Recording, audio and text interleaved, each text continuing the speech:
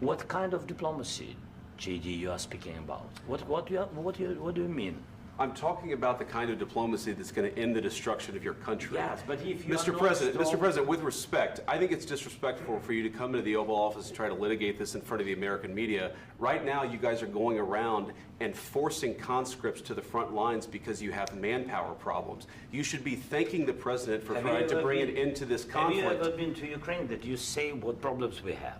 I have been to. Come once. I've actually watched and seen the stories, and I know what happens is you bring them on a propaganda tour, Mr. President.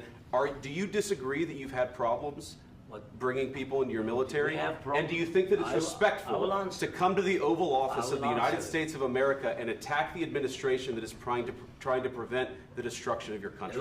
A lot of questions. Let's start from the beginning. Sure. First of all, during the war, everybody has problems, even you, but you have nice ocean and don't feel now, but you will feel it in the future.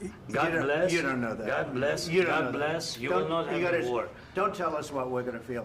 We're trying to solve a problem. Don't tell us what we're going to feel. I'm not telling you. Because you're in no position to dictate that. That's exactly what you're doing. You're in no position to dictate what we're going to feel. We're going to feel very good. You will feel influence. We're going to feel very good and very strong. You will feel influence. You're right now not in a very good position. You've allowed yourself to be in a very bad position, and he happens to be right about it. From the very beginning of the war. You're not in a good position. You don't have the cards right now.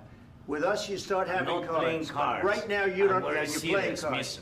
You're playing cards. You're gambling with the lives of millions of people. You're gambling with World War III. You're gambling with World War III. And what you're doing is very disrespectful to the country, this country. That's back to you. Far more than a lot of people said they should have. Have you said thank you once? This a entire lot of meeting? times. No, in this Even entire today, meeting, have you said thank even you? Today. You went to Pennsylvania and campaigned for the opposition in October. Offer some words of appreciation for the United States of America and the president who's trying to save your country.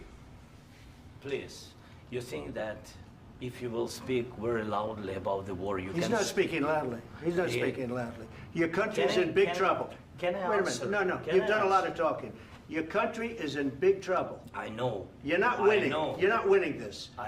You have a damn good chance of coming out okay because of us. Mr. President, we are staying in our country, staying strong from the very beginning of the war. We've been alone, and we are thankful. I said thanks you haven't in been this alone. cabinet. You haven't been alone. In this cabinet. We gave you, through this stupid president, $350 billion.